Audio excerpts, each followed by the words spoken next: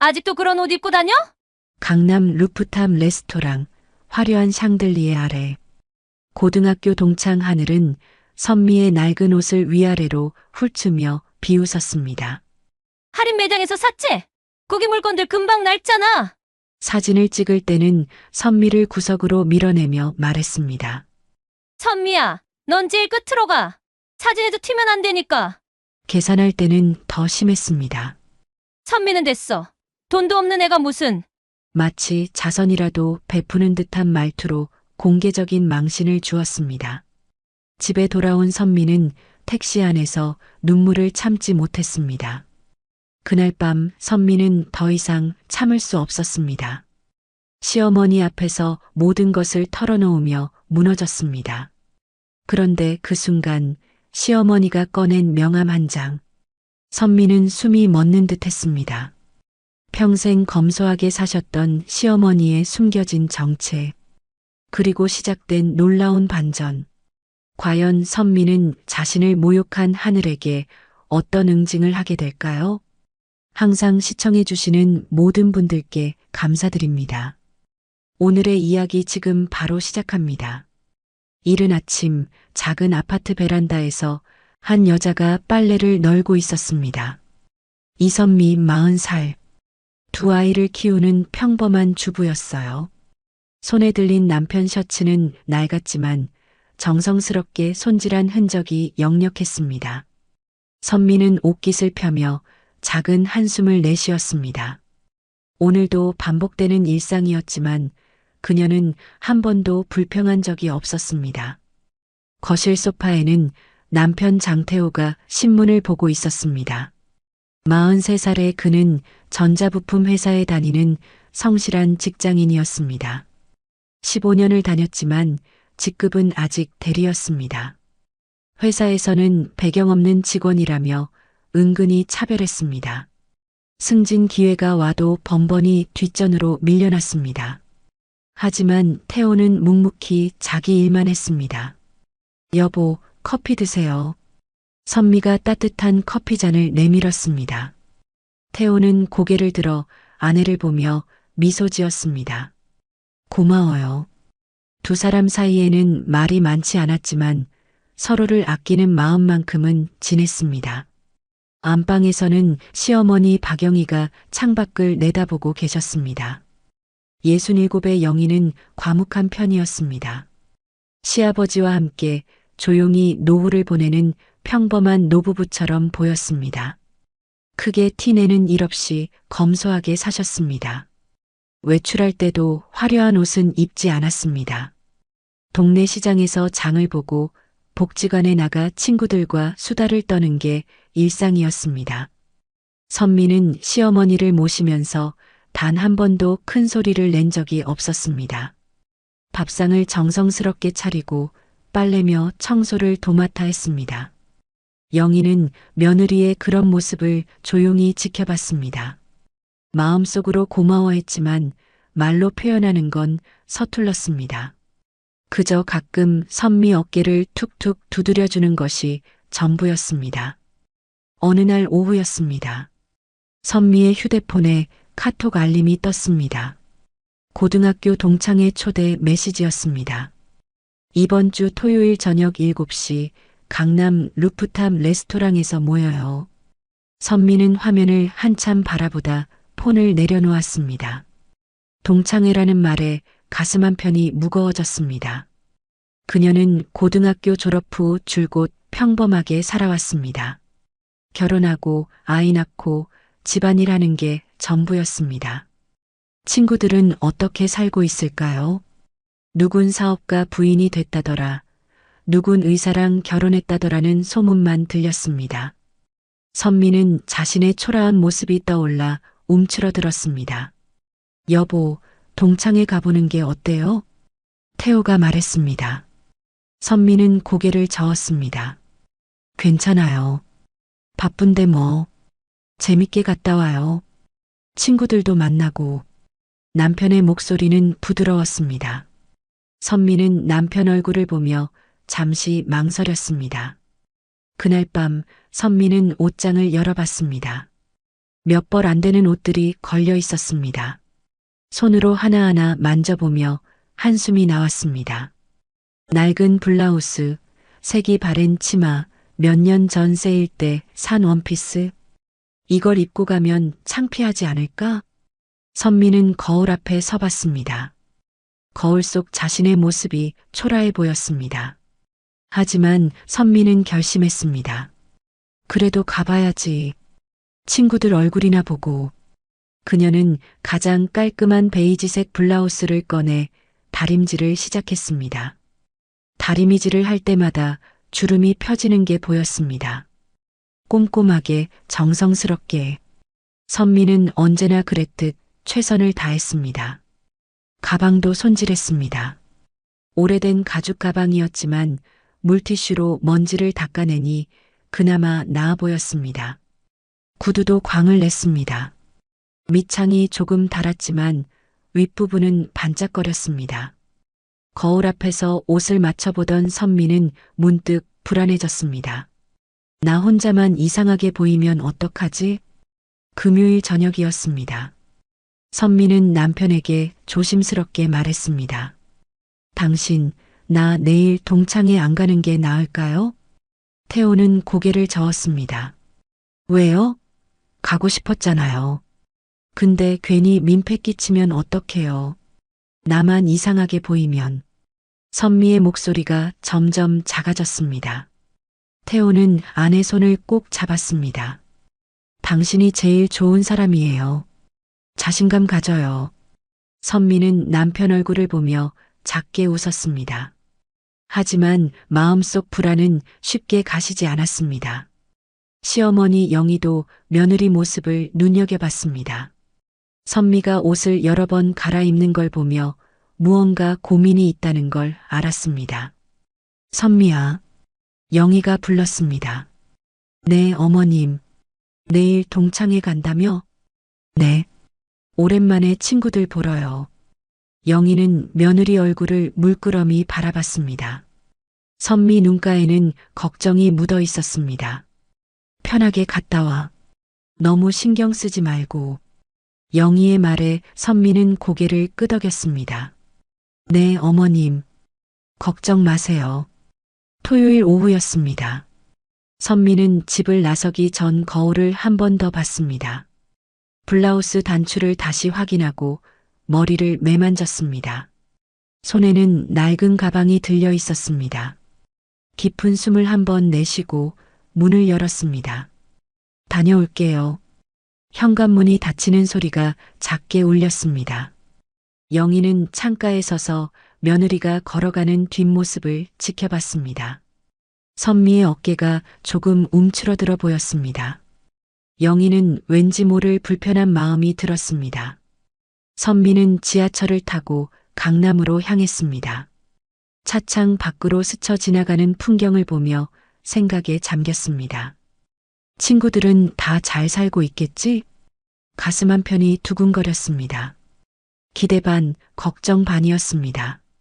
강남역에 내렸습니다. 높은 빌딩들이 즐비한 거리였습니다.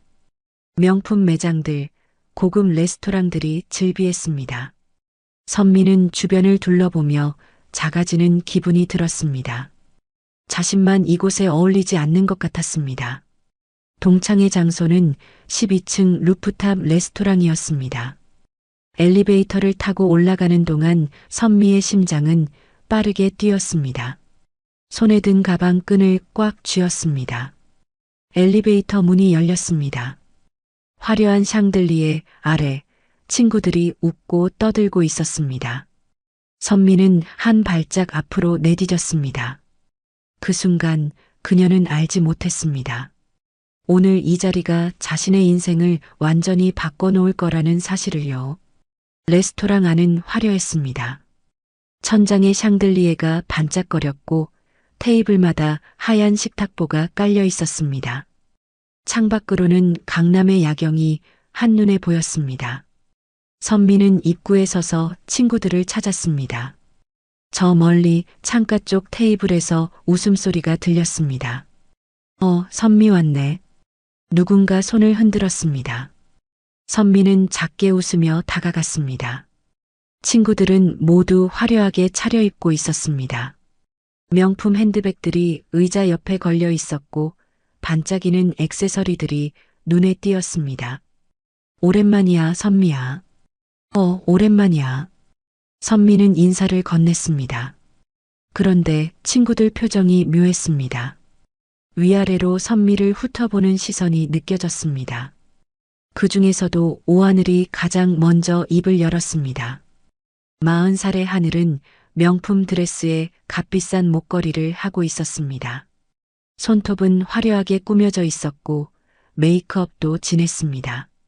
야, 선미.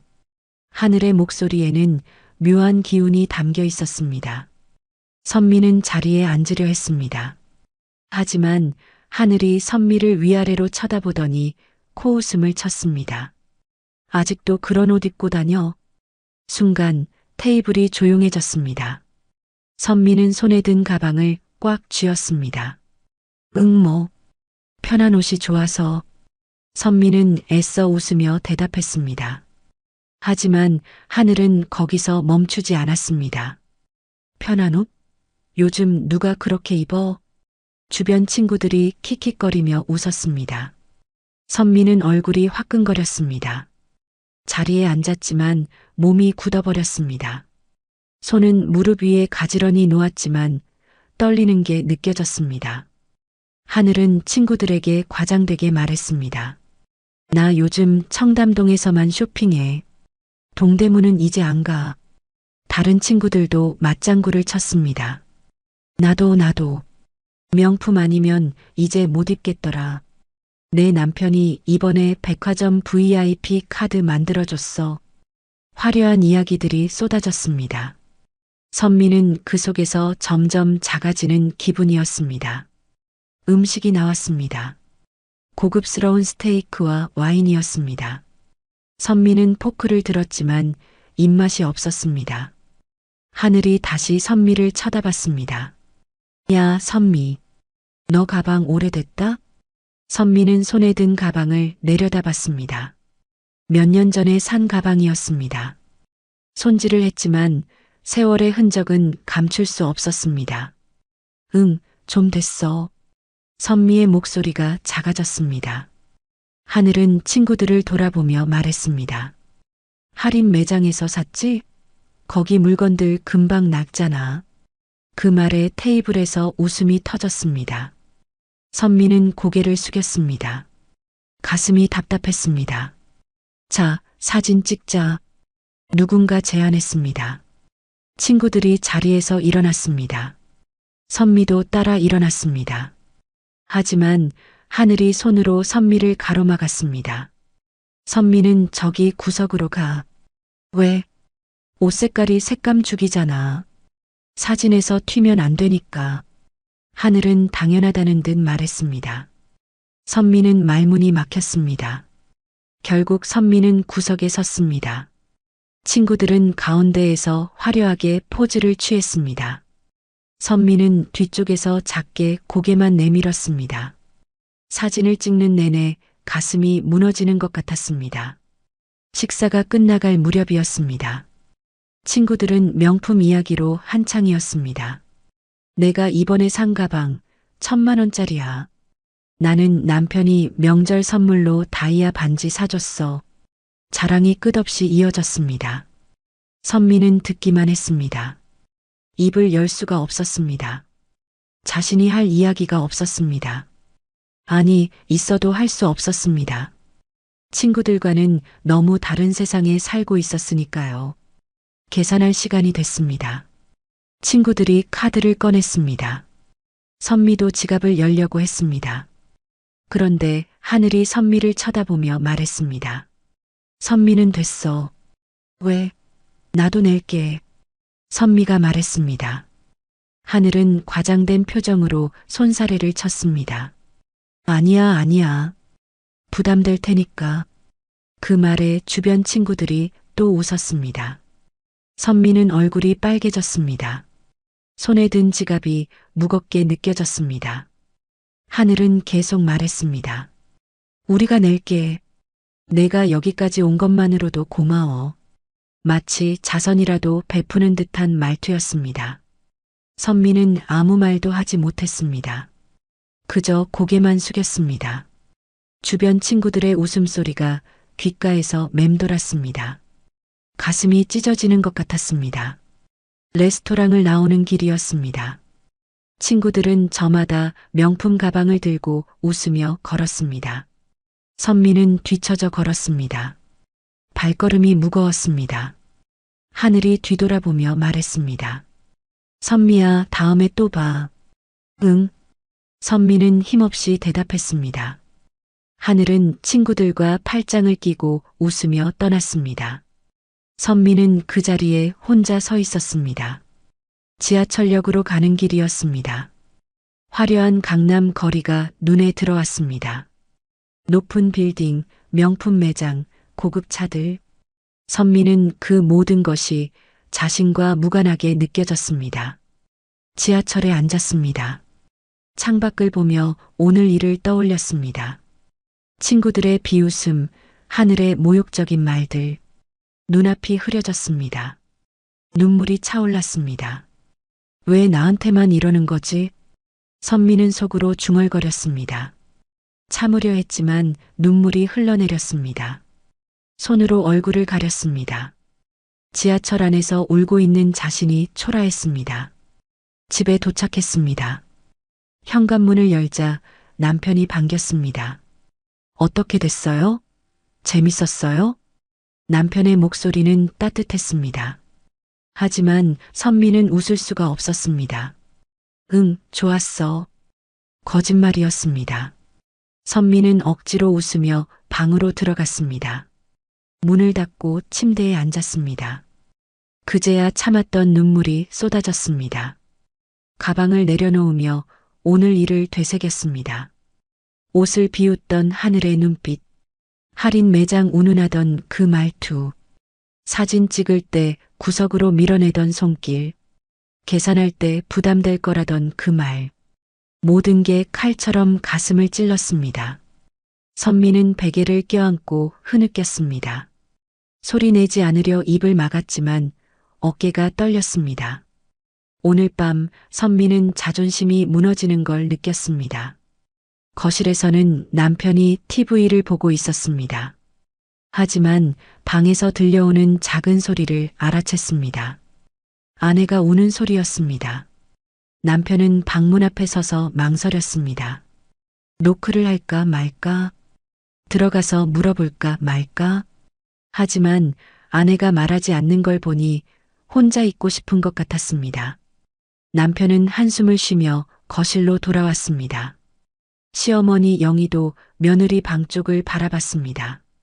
뭔가 이상했습니다. 선미가 평소와 달랐습니다. 동창회에서 무슨 일이 있었던 걸까요? 영희는 마음이 불편했습니다. 그날 밤 선미는 잠들지 못했습니다. 천장을 바라보며 눈물을 흘렸습니다. 오늘의 모욕이 계속 머릿속을 맴돌았습니다. 나는 왜 이렇게 살아야 하지? 자책하는 마음이 밀려왔습니다. 핸드폰에 카톡이 왔습니다. 동창회 단톡방이었습니다. 사진이 올라와 있었습니다. 선미는 구석에 작게 찍혀 있었습니다. 친구들은 댓글을 달며 웃고 있었습니다. 하늘이 쓴 댓글이 눈에 띄었습니다. 오늘 너무 재밌었다. 다음에 또 모이자. 그리고 이모티콘 하나. 선미는 핸드폰을 내려놓았습니다. 가슴이 무너지는 기분이었습니다.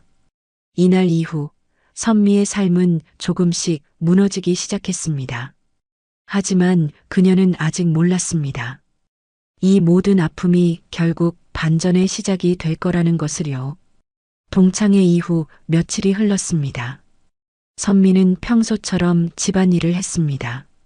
하지만 마음 한구석이 무거웠어요. 친구들의 비웃음이 머릿속에서 지워지지 않았습니다. 그래도 겉으로는 괜찮은 척했습니다. 오후 3시쯤이었습니다. 초등학교 3학년인 아들 민준이가 집에 왔어요. 평소 같으면 활기차게 엄마 다녀왔어요 라고 외쳤을 텐데 오늘은 조용했습니다. 현관문이 살며시 열리고 닫혔습니다. 선미는 이상한 느낌이 들었어요. 거실로 들어온 민준이의 눈가가 빨갛게 부어 있었습니다. 선미는 깜짝 놀라 달려갔습니다. 민준아, 왜 그래? 무슨 일 있었어? 아들은 고개를 숙였습니다. 입술을 깨물며 눈물을 참고 있었습니다. 엄마. 민준이의 목소리가 떨렸습니다. 말해봐, 무슨 일이야? 선미가 아들 어깨를 잡았습니다. 민준이는 결국 울음을 터뜨렸습니다. 작은 어깨가 들썩였습니다. 오늘 학교에서 민준이는 말을 잇지 못했습니다. 선미는 가슴이 철렁 내려앉았습니다. 누가 뭐라고 했어? 아들은 고개를 끄덕였습니다. 친구들이 우리 집 가난하대요. 그 말을 듣는 순간 선미는 숨이 막혔습니다. 뭐라고? 재훈이가 너희 집은 가난해서 학원도 못 다니잖아. 그랬어요. 민준이는 눈물을 뚝뚝 흘렸습니다. 선미는 아들을 꼭 안았습니다. 하지만 안아주면서도 가슴이 무너졌습니다. 자신이 당한 모욕이 이제 아이에게까지 번진 것입니다. 민준아, 그건 아니야. 우린 가난하지 않아. 선미는 애써 목소리를 가다듬었습니다. 하지만 민준이는 계속 울었습니다. 재훈이는 영어 학원도 다니고 태권도도 배우는데 저는 아무것도 안 배워요. 아이의 말에 선미는 할 말을 잃었습니다. 사실이었으니까요. 형편이 넉넉하지 않아 학원비를 감당하기 어려웠습니다. 선미는 아들 머리를 쓰다듬었습니다. 민준아, 학원 다니는 게 중요한 게 아니야. 넌 학교에서 열심히 하잖아. 하지만 아이는 고개를 저었습니다. 친구들이 다 비웃었어요. 저만 아무것도 안 해요. 선미의 눈에도 눈물이 맺혔습니다. 참으려 했지만 목이 메었습니다. 아이를 더 꽉 안았습니다. 미안해, 민준아. 엄마가 미안해. 선미는 속으로 자책했습니다. 그날 저녁 남편이 퇴근했습니다. 선미는 민준이 일을 말했습니다. 남편의 표정이 굳어졌습니다. 학교에서 그런 일이? 응. 아이가 얼마나 속상했겠어요. 남편은 한숨을 쉬었습니다. 내가 더 잘했어야 하는데. 남편도 자책하는 표정이었습니다. 두 사람은 말없이 앉아 있었습니다. 집안 분위기가 무겁게 가라앉았습니다. 며칠 후 또 다른 일이 터졌습니다. 학부모 모임이 있었습니다. 선미는 가지 않으려 했지만 담임 선생님이 꼭 참석해 달라고 했습니다. 어쩔 수 없이 학교로 향했습니다. 교실에 들어서자 다른 학부모들이 모여 있었습니다. 모두 말끔하게 차려입고 있었습니다. 선미는 조용히 뒤쪽에 앉았습니다. 눈에 띄지 않으려 했습니다. 회의가 시작됐습니다. 영어 특별반 운영에 대한 이야기였습니다. 한 학부모가 말했습니다. 원어민 선생님 모시려면 비용이 좀 들 텐데요. 한 달에 10만 원 정도면 될 것 같아요. 그때 옆자리 학부모가 선미를 쳐다봤습니다. 이 정도 비용이면 부담 안 되시죠? 선미는 움찔했습니다. 네, 괜찮습니다. 거짓말이었습니다. 10만 원이 부담스럽지 않을 리 없었습니다. 하지만 말할 수가 없었습니다. 그 학부모는 다시 말했습니다. 혹시 부담되시면 말씀하세요. 조정할 수 있으니까. 그 말투에는 은근한 무시가 담겨 있었습니다. 선미는 고개를 숙였습니다. 얼굴이 화끈거렸습니다. 다른 학부모들도 선미를 보며 수군댔습니다. 저분 집은 좀 어려운가 봐. 애가 학원도 안 다닌대. 귓속말이었지만 선미 귀에 다 들렸습니다. 가슴이 찢어지는 것 같았습니다. 회의가 끝나자마자 선미는 서둘러 교실을 빠져나왔습니다. 학교 복도를 걸으며 눈물을 참았습니다. 집으로 돌아오는 길이었습니다. 버스 안에서 창밖을 보며 생각했습니다. 나 때문에 아이가 고통받는구나. 자책감이 밀려왔습니다. 남편도 회사에서 비슷한 일을 겪고 있었습니다. 같은 날 회사 회의실에서였습니다. 승진 대상자 명단이 발표됐습니다. 태호의 이름은 없었습니다. 동기였던 김 과장은 승진했습니다. 태호보다 실적이 낮았지만 배경이 있었습니다. 김 과장의 장인은 대기업 임원이었습니다. 회사는 늘 그런 식이었습니다. 회의가 끝난 후 태호는 자리로 돌아왔습니다. 동료가 지나가며 말했습니다. 장대리 배경 없으면 힘들지 뭐. 농담처럼 던진 말이었지만 가시가 돋쳐 있었습니다. 태호는 아무 말 없이 컴퓨터를 켰습니다. 하지만 속으로는 무너지고 있었습니다. 15년을 일했지만 달라진 건 없었습니다. 열심히 해도 인정받지 못했습니다. 저녁 무렵 선미 핸드폰에 메시지가 왔습니다. 동창의 단톡방이었습니다. 또 사진이 올라와 있었습니다. 하늘이 명품 가방을 자랑하는 사진이었습니다. 댓글들이 달렸습니다. 와, 부럽다. 하늘이는 정말 부자네. 선미는 단톡방을 보다가 자신을 태그한 메시지를 발견했습니다. 하늘이 쓴 글이었습니다. 선미야, 다음 모임도 꼭 와. 내가 있어야 재미있어. 표면적으로는 친절해 보였습니다. 하지만 선미는 알았습니다. 그 뒤에 숨은 비웃음을요. 선미는 핸드폰을 내려놓았습니다. 가슴이 답답했습니다. 동창회에서 당한 모욕, 아이가 학교에서 당한 일, 학부모 모임에서의 수모. 모든 게 한꺼번에 몰려왔습니다. 그날 밤 선미는 또 혼자 울었습니다. 방문을 닫고 베개에 얼굴을 묻었습니다. 소리 내지 않으려 했지만 어깨가 떨렸습니다. 왜 이렇게 사는 거지? 왜? 자책하는 말이 입 밖으로 새어나왔습니다. 거실에서는 시어머니 영희가 며느리 방을 바라봤습니다. 또 울고 있는 소리가 들렸습니다. 영희는 가슴이 먹먹했습니다. 며느리가 뭔가 큰 고통을 겪고 있다는 걸 알았습니다. 하지만 선미는 아무 말도 하지 않았습니다. 영희가 물어봐도 괜찮아요라고만 했습니다. 시어머니와 며느리 사이에 보이지 않는 벽이 생겼습니다. 영희는 속상했지만 어떻게 해야 할지 몰랐습니다. 며칠이 이렇게 흘렀습니다. 선미는 점점 말이 없어졌습니다. 밥을 먹어도 맛을 느끼지 못했습니다. 웃음도 사라졌습니다. 남편과 시어머니는 걱정스러운 눈으로 선미를 바라봤습니다. 어느 날 밤 영희는 며느리 방문 앞에 섰습니다. 안에서 또 흐느끼는 소리가 들렸습니다. 영희는 손을 들어 노크하려다 멈췄습니다. 이건 보통 일이 아니야. 영희는 그렇게 중얼거렸습니다. 그날 밤 영희는 잠을 이루지 못했습니다. 천장을 바라보며 며느리 생각을 했습니다. 뭔가 해줘야 한다는 생각이 들었습니다. 하지만 무엇을 어떻게 해야 할지 막막했습니다. 선미의 고통은 깊어져만 갔습니다. 그리고 그 고통은 곧 큰 변화의 시작점이 될 것입니다. 아직 아무도 모르는 반전이 기다리고 있었습니다. 며칠이 흘렀습니다. 선미는 여전히 괜찮은 척했습니다. 아침 식사를 준비하고 빨래를 개고 청소를 했습니다. 하지만 웃음은 사라졌습니다. 얼굴에는 생기가 없었습니다. 시어머니 영희는 며느리를 유심히 지켜봤습니다. 선미의 눈 밑에는 다크서클이 짙게 깔려 있었습니다. 밤마다 제대로 자지 못하는 게 분명했습니다. 밥을 먹을 때도 숟가락을 들었다 놓기를 반복했습니다.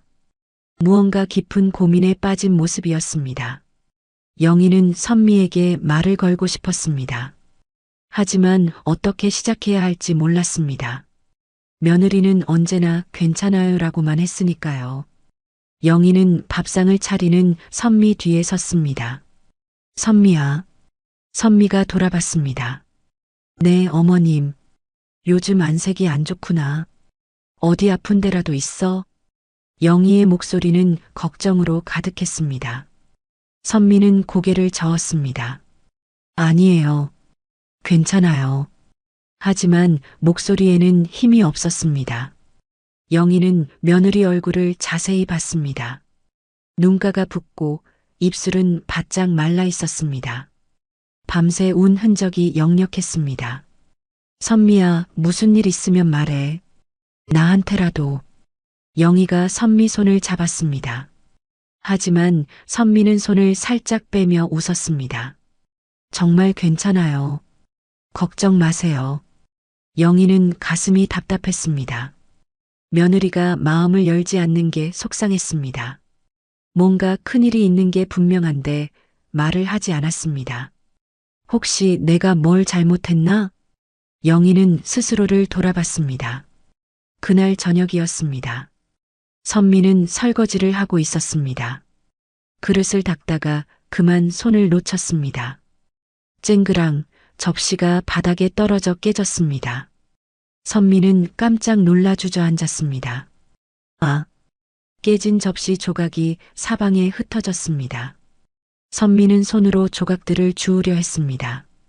영희가 달려왔습니다. 선미야, 손 다쳐.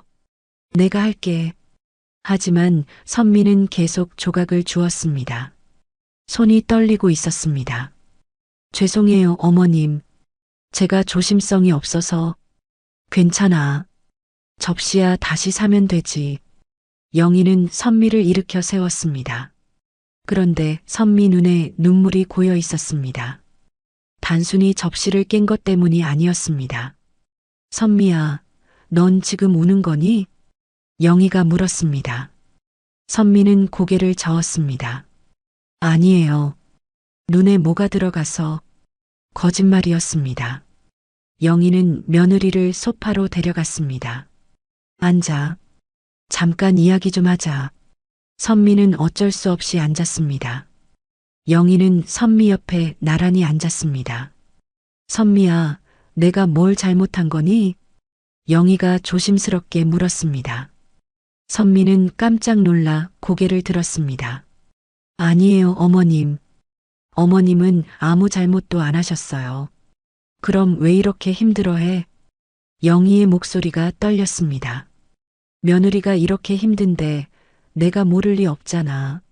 선미는 입술을 깨물었습니다. 정말 괜찮아요. 그냥 좀 피곤해서 그래요.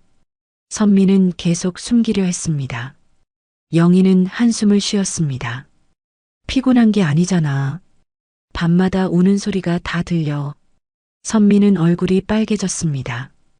들킬 줄 몰랐습니다. 죄송해요. 시끄럽게 해드려서. 시끄럽다는 게 아니야. 영희는 선미 손을 다시 잡았습니다. 나는 내가 왜 우는지 알고 싶어. 영희의 눈에도 눈물이 맺혔습니다. 며느리가 이렇게 힘들어하는데 나한테 말도 안 하니까 속상해. 선미는 고개를 숙였습니다. 걱정 끼치고 싶지 않아서요. 선미의 목소리가 작아졌습니다. 어머님께 말씀드리면 어머님도 힘드실 것 같아서. 영희는 고개를 저었습니다.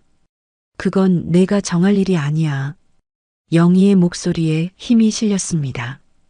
우리 가족인데 가족이 힘들면 함께 고민하는 거지. 선미는 눈물을 참았습니다. 하지만 여전히 말하지 않았습니다. 시어머니께 부담을 드리고 싶지 않았습니다. 자신의 문제는 자신이 해결해야 한다고 생각했습니다. 영희는 며느리의 그런 마음을 알았지만 답답했습니다. 선미야. 영희가 다시 불렀습니다. 네, 어머님. 넌 항상 너무 혼자 참아. 그러면 안 돼. 선미는 눈물을 닦았습니다. 괜찮아요. 제가 알아서 할게요. 영희는 더 이상 말을 잇지 못했습니다. 며느리가 마음의 문을 닫아버렸기 때문입니다. 그날 밤이었습니다. 영희는 잠을 이루지 못하고 침대에 누워 있었습니다. 옆에서는 남편이 잠들어 있었습니다. 영희는 천장을 바라보며 생각에 잠겼습니다. 분명히 큰일이 있어. 영희는 확신했습니다. 며느리가 이렇게까지 힘들어하는 건 처음이었습니다. 동창회 다녀온 이후로 완전히 달라졌습니다. 영희는 며느리 방 쪽을 바라봤습니다. 어둠 속에서 작은 흐느낌 소리가 들렸습니다. 또 울고 있었습니다. 영희는 가슴이 찢어지는 것 같았습니다. 내가 뭘 해줄 수 있을까? 영희는 속으로 되뇌었습니다. 하지만 며느리가 말을 하지 않으니 방법이 없었습니다. 그저 지켜볼 수밖에 없었습니다. 다음 날 아침이었습니다. 선미는 평소처럼 아침 식사를 준비했습니다. 하지만 움직임이 느렸습니다. 손에 힘이 없어 보였습니다. 영희는 부엌 문 앞에 서서 며느리를 지켜봤습니다. 선미가 국을 떠서 맛을 보다가 그만 눈물을 흘렸습니다. 조용히 소리 없이, 하지만 어깨가 떨렸습니다. 영희는 그 모습을 보고 결심했습니다. 이대로 둘 수 없어.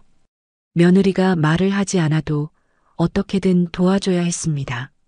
영희는 조용히 자기 방으로 들어갔습니다. 서랍을 열고 오래된 수첩을 꺼냈습니다. 거기에는 예전 지인들의 연락처가 적혀 있었습니다. 영희는 수첩을 넘기다 한 페이지에서 멈췄습니다. 이 사람에게 연락해봐야겠어. 하지만 영희는 아직 정확히 무슨 일인지 몰랐습니다. 며느리에게서 직접 듣고 싶었습니다. 그래야 제대로 도와줄 수 있을 테니까요. 영희는 수첩을 덮으며 한숨을 쉬었습니다. 며칠 후 드디어 그날이 왔습니다. 선미가 더 이상 참지 못하고 무너지는 날이었습니다. 밤 10시쯤이었습니다. 선미는 방에서 또 울고 있었습니다. 영희는 방문 앞에 섰습니다. 망설이다가 조심스럽게 노크했습니다. 선미야, 나야. 안에서 흐느끼는 소리가 멈췄습니다. 잠시 후 선미가 문을 열었습니다. 눈이 퉁퉁 부어 있었습니다. 얼굴은 눈물 자국으로 얼룩져 있었습니다. 영희는 가슴이 무너졌습니다. 선미야. 선미는 더 이상 참을 수 없었습니다. 시어머니를 보자 그동안 쌓였던 감정이 터져 나왔습니다. 어머님, 목소리가 떨렸습니다. 영희는 며느리를 꼭 안았습니다. 울어. 이제 다 말해. 그 말에 선미는 시어머니 품에서 울음을 터뜨렸습니다. 오랫동안 참았던 눈물이 쏟아졌습니다. 어머님, 저. 선미는 말을 잇지 못했습니다. 영희는 며느리 등을 토닥였습니다. 천천히 말해. 괜찮아. 선미는 한참을 울다가 겨우 입을 열었습니다. 이제 모든 걸 말할 때가 온 것입니다. 그리고 이 고백이 모든 것을 바꿀 것입니다. 선미는 시어머니 품에서 한참을 울었습니다. 쏟아지는 눈물을 멈출 수가 없었습니다. 그동안 참았던 감정이 한꺼번에 터져 나왔습니다. 영희는 며느리 등을 토닥이며 기다렸습니다. 괜찮아. 천천히 말해. 한참 후 선미는 겨우 고개를 들었습니다. 눈은 퉁퉁 부어 있었고 얼굴은 눈물로 범벅이 됐습니다. 영희는 휴지를 건넸습니다. 선미는 휴지로 눈물을 닦으며 떨리는 목소리로 말했습니다. 어머님, 저 동창회에서. 응, 동창회에서 무슨 일 있었어? 영희가 조심스럽게 물었습니다. 선미는 입술을 깨물었습니다. 다시 눈물이 차올랐습니다. 친구들이 저를 무시했어요. 영희의 표정이 굳어졌습니다. 무시? 네. 제 옷을 보고 비웃었어요. 선미의 목소리가 떨렸습니다. 영희는 며느리 손을 꽉 잡았습니다. 계속 말해봐. 선미는 고개를 숙인 채 하나하나 털어놓기 시작했습니다. 강남 루프탑 레스토랑에서 있었던 일들을요. 하늘이라는 친구가 제 옷을 보고 아직도 그런 옷 입고 다니냐고 했어요. 선미의 목소리가 잠겼습니다.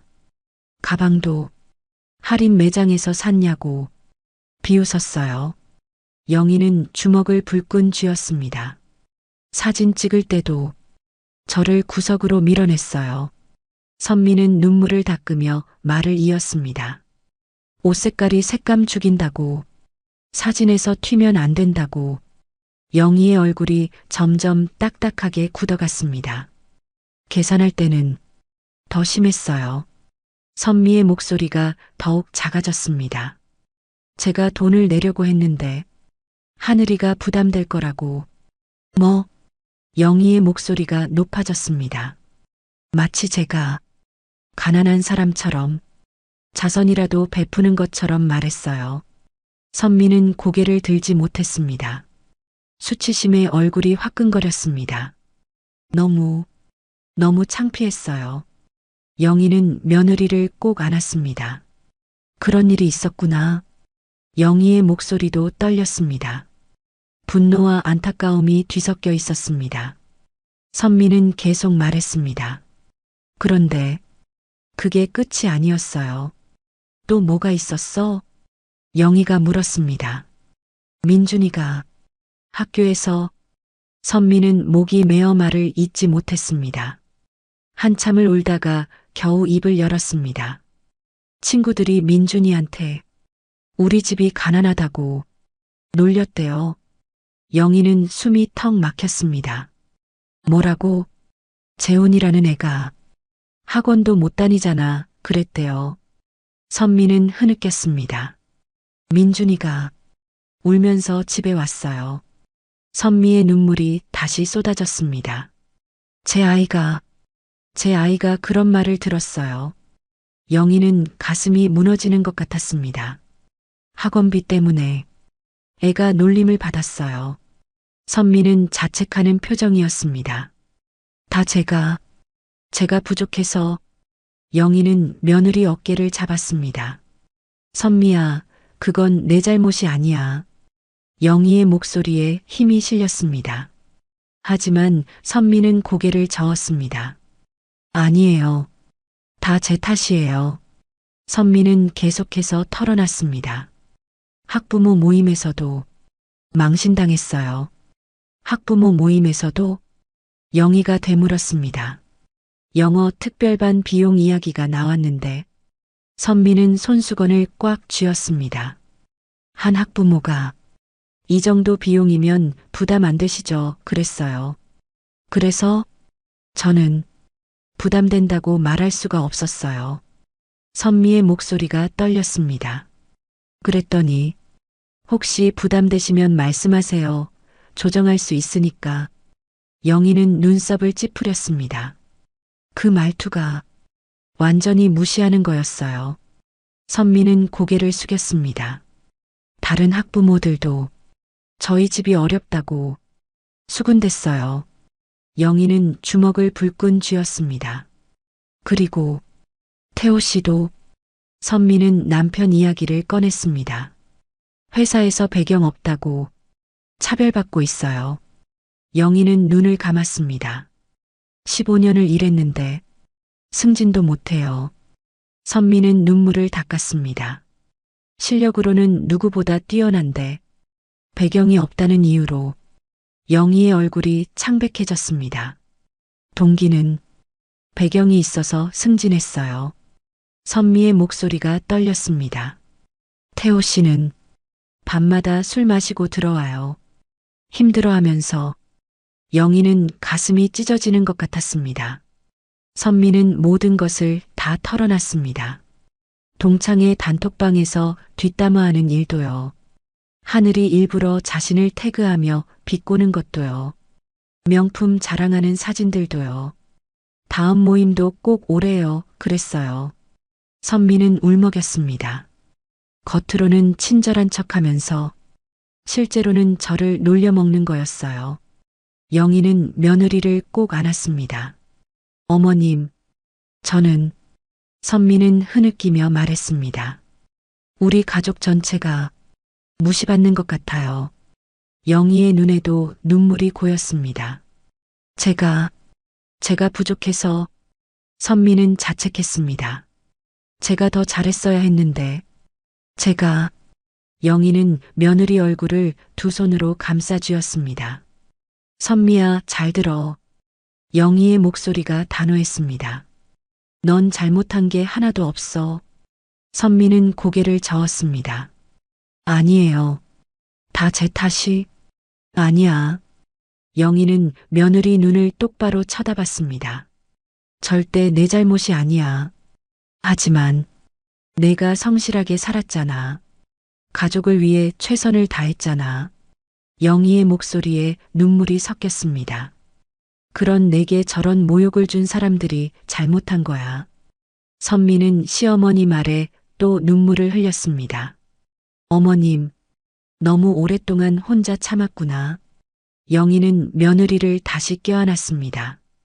두 사람은 한참을 그렇게 있었습니다. 선미는 시어머니 품에서 울었고 영희는 며느리를 꼭 안았습니다. 시계는 자정을 넘어가고 있었습니다. 하지만 두 사람에게 시간은 중요하지 않았습니다.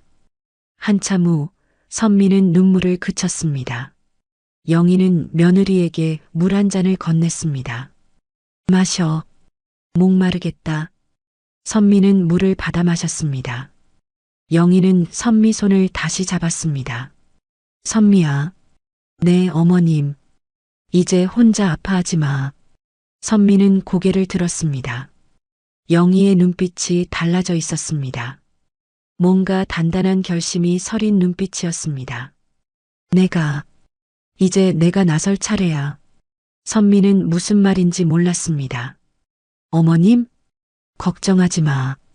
내가 다 해결해 줄게. 영희의 목소리는 확신에 차 있었습니다. 선미는 어리둥절했지만 이상하게 마음이 놓였습니다. 그날 밤 영희는 며느리를 재운 후 자기 방으로 돌아왔습니다. 서랍을 열고 오래된 서류철을 꺼냈습니다. 그 안에는 아무도 모르는 비밀이 담겨 있었습니다. 영희는 서류를 펼치며 결심했습니다. 이제 때가 됐어. 영희는 조용히 중얼거렸습니다. 며느리를 지키기 위해서라면 이제 숨겨왔던 것을 드러낼 때가 온 것입니다. 큰 반전이 시작되려 하고 있었습니다. 다음 날 아침이었습니다. 선미는 평소보다 늦게 일어났습니다. 어젯밤 울다가 지쳐서 깊이 잠들었던 것입니다. 거실로 나가자 시어머니가 아침 식사를 준비하고 계셨습니다. 선미는 미안한 마음이 들었습니다. 어머님, 제가 했어야 하는데. 선미가 황급히 다가갔습니다. 영희는 손을 저었습니다. 괜찮아. 오늘은 내가 할게. 영희의 표정은 어제와 달랐습니다. 뭔가 단단한 결심이 서린 얼굴이었습니다. 선미는 이상한 느낌이 들었습니다. 어머님, 괜찮으세요? 응, 괜찮아. 너야말로 어제 많이 울어서 힘들었을 텐데. 아침 식사를 마친 후였습니다. 남편과 아이들이 집을 나가고 집안은 조용해졌습니다. 영희는 선미를 거실 소파로 불렀습니다. 선미야, 잠깐 앉아봐. 선미는 영희 옆에 앉았습니다. 영희는 자리에서 일어나 안방으로 들어갔습니다. 잠시 후 손에 낡은 서류철을 들고 나왔습니다. 갈색 가죽으로 된 오래된 서류철이었습니다. 선미는 그걸 처음 봤습니다. 영희는 서류철을 테이블 위에 놓았습니다. 천천히 열었습니다. 그 안에서 명함 한 장을 꺼냈습니다. 선미에게 건넸습니다. 이거 한번 봐. 선미는 명함을 받아들었습니다. 그리고 그 순간 숨이 멎는 것 같았습니다. 명함에는 이렇게 적혀 있었습니다. 한빛상사 명예회장 박영희. 선미는 눈을 크게 떴습니다. 이게 어머님? 선미는 믿을 수가 없었습니다. 영희는 조용히 고개를 끄덕였습니다. 그래, 나야. 선미는 명함을 들고 멍하니 시어머니를 쳐다봤습니다. 한빛상사, 그 유명한? 선미는 말을 잇지 못했습니다. 한빛상사는 국내 굴지의 무역회사였습니다. 몇 년 전 대기업에 인수됐다는 소문을 들었습니다. 영희는 천천히 이야기를 시작했습니다. 30년 전에 내가 회사를 세웠어. 선미는 입을 다물지 못했습니다. 처음엔 작은 무역업체였는데 점점 커졌지. 15년 전쯤에는 직원이 500명이 넘었어. 영희의 목소리는 담담했습니다. 그때가 제일 바빴을 때였어. 하루에 3시간도 못 잤지. 선미는 시어머니를 새로운 눈으로 보게 됐습니다. 그런데 왜 아무 말씀도 안 하셨어요? 선미가 떨리는 목소리로 물었습니다. 영희는 창밖을 바라보며 말했습니다. 15년 전에 회사를 팔았어. 대기업에 좋은 가격에 넘겼지. 영희는 선미를 돌아봤습니다. 그리고 결심했어. 이제 평범하게 살자고. 선미는 이해가 안 됐습니다. 돈을 벌고 명예를 얻고 사람들한테 인정받고. 영희는 한숨을 쉬었습니다. 그런 삶이 행복한 줄 알았어. 근데 아니더라고. 선미는 조용히 시어머니 말을 들었습니다. 남편은 내가 너무 바빠서 외로워했어. 영희의 목소리가 잠겼습니다. 아들도, 태호도 엄마가 없는 것처럼 자랐어. 선미는 가슴이 뭉클했습니다. 그때 깨달았어. 내가 정말 원하는 게 뭔지. 영희는 선미 손을 잡았습니다. 가족과 함께 평범하게 사는 거. 그게 진짜 행복이더라고. 선미는 눈물이 날 것 같았습니다. 그래서 회사를 팔고 조용히 살기로 했어. 영희는 미소 지었습니다. 부자 티 내기 싫었어. 그냥 평범한 노부부로 살고 싶었지. 선미는 이제야 이해가 됐습니다. 남편도 같은 생각이었어. 영희가 덧붙였습니다. 우리 둘 다 화려한 삶은 이제 지겹다고 했지. 선미는 시어머니를 새롭게 보게 됐습니다. 그래서 이 작은 아파트에서 살았던 거예요? 선미가 물었습니다. 영희는 고개를 끄덕였습니다. 응. 큰 집은 필요 없었어. 가족끼리 따뜻하게 살 수 있으면 됐지. 선미는 명함을 다시 내려다봤습니다. 믿기지 않았습니다. 항상 검소하게 사시던 시어머니가 재벌이었다니요. 그럼 재산은? 걱정하지 마. 영희는 선미를 안심시켰습니다. 충분히 있어. 우리 가족 몇 대는 먹고 살 수 있지. 선미는 할 말을 잃었습니다. 근데 왜 이제야 말씀하시는 거예요? 선미가 물었습니다. 영희의 표정이 단단해졌습니다. 어제 내 이야기를 듣고 참을 수가 없었어. 우리 며느리가, 우리 손주가 그런 모욕을 당했는데. 영희의 목소리가 떨렸습니다. 내가 가만히 있을 수가 없더라고. 선미는 시어머니 손을 꽉 잡았습니다. 영희는 서류철에서 또 다른 서류들을 꺼냈습니다. 어젯밤에 몇 사람한테 전화했어. 선미는 고개를 갸웃했습니다. 누구한테요? 내 친구 중에 회계사가 있어. 금융 전문 변호사도 있고. 영희는 서류를 펼쳤습니다. 그 친구들한테 부탁했지. 내 친구 하늘, 그 남편 회사 좀 알아봐 달라고. 선미는 깜짝 놀랐습니다. 벌써 결과가 나왔어. 영희는 서류를 선미에게 보여줬습니다. 하늘 남편 회사, 불법 투자 유도 업체더라고. 선미는 눈이 커졌습니다. 사람들한테 고수익 보장한다고 투자 유치하고. 영희는 계속 설명했습니다. 실제로는 폰지 사기야. 나중에 들어온 돈으로 먼저 들어온 사람 이자 주는 식이지. 선미는 숨이 막혔습니다. 피해자가 벌써 수백 명이야. 영희는 서류를 넘겼습니다. 전 재산을 잃은 사람도 있어. 노후 자금 날린 할머니도 있고. 선미는 손으로 입을 가렸습니다. 그 하늘이라는 친구도 연루돼 있어. 영희의 목소리가 차가워졌습니다. 투자자 소개해주고 수수료 받았더라고. 공범이야. 선미는 믿을 수가 없었습니다.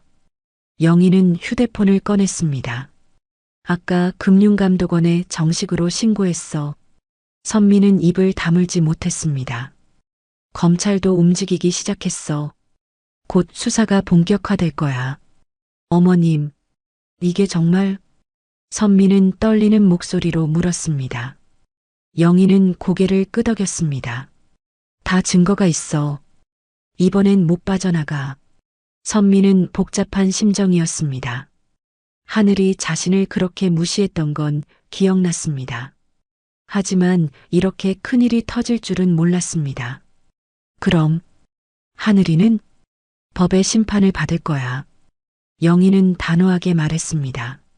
남편도 하늘도 같이 연루된 사람들도 다. 선미는 가슴이 두근거렸습니다. 영희는 선미 어깨를 잡았습니다. 선미야, 잘 들어. 선미는 시어머니를 쳐다봤습니다. 사람을 무시하고 모욕한 대가는 반드시 치르게 돼 있어. 하늘이가 너한테 한 짓, 민준이한테 한 짓. 영희의 목소리에 힘이 실렸습니다. 그 죗값을 톡톡히 받게 해줄 거야. 선미는 눈물이 핑 돌았습니다. 어머님, 이제 내가 당한 모욕, 내가 갚아줄게. 영희는 며느리를 꼭 안았습니다. 우리 며느리를 건드린 죄 그대로 돌려받게 해줄 거야. 선미는 시어머니 품에서 울었습니다. 하지만 이번에는 슬픔의 눈물이 아니었습니다. 안도의 눈물이었습니다. 누군가 자신을 지켜줄 거라는 믿음에서 나온 눈물이었습니다. 영희는 며느리 등을 토닥이며 말했습니다. 이제 내가 나설 차례야. 그 목소리는 확신에 차 있었습니다. 큰 반전이 시작되고 있었습니다. 며칠 후 아침이었습니다. 선미는 아침 식사를 준비하며 부엌에 서 있었습니다. 거실에서는 영희가 전화 통화 중이었습니다. 선미는 무심코 시어머니 목소리에 귀를 기울였습니다. 네, 김 변호사님. 자료 다 받으셨죠? 영희의 목소리는 차분하지만 단호했습니다. 증거 확보가 확실합니까? 잠시 침묵이 흘렀습니다. 좋습니다. 예상대로네요. 영희는 메모를 하며 고개를 끄덕였습니다. 피해자 명단도 확보됐고요. 알겠습니다. 선미는 손에 든 국자를 멈췄습니다. 전화를 끄는 영희가 부엌으로 왔습니다. 선미야, 밥 다 됐어? 네, 거의 다 됐어요. 선미는 시어머니 얼굴을 살폈습니다. 어머님, 무슨 일이세요? 선미가 조심스럽게 물었습니다. 영희는 잠시 망설이다 말했습니다. 아침 먹고 얘기하자. 중요한 일이야. 식사를 마친 후였습니다. 영희는 선미를 거실로 불렀습니다. 테이블 위에는 두툼한 서류 뭉치가 놓여 있었습니다. 갈색 봉투에 담긴 서류들이었습니다. 영희는 봉투를 열었습니다. 안에서 서류를 하나씩 꺼내기 시작했습니다. 선미는 긴장한 표정으로 지켜봤습니다.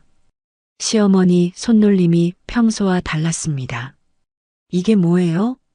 선미가 물었습니다. 영희는 서류를 선미 앞에 펼쳤습니다. 하늘 남편 회사에 대한 조사 결과야. 선미는 서류를 내려다봤습니다. 첫 페이지에는 회사명이 적혀 있었습니다. 골든브릿지 투자자문. 그 아래에는 빨간 글씨로 불법 투자 유도 업체라고 표시돼 있었습니다. 변호사랑 회계사 친구들이 조사했어. 영희가 설명을 시작했습니다. 이 회사, 겉으로는 정상적인 투자 자문사야.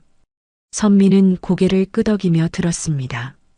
하지만 실제로는 완전히 달라. 영희는 다음 페이지를 넘겼습니다. 사람들한테 연 30% 수익을 보장한다고 했어. 선미는 눈을 크게 떴습니다. 30%요? 응. 말도 안 되는 수치지. 영희는 손가락으로 자료를 가리켰습니다. 정상적인 투자로는 절대 불가능한 수익률이야. 영희는 계속 설명했습니다. 사람들이 투자하면 처음 몇 달은 약속대로 이자를 줘. 선미는 숨을 죽이고 들었습니다.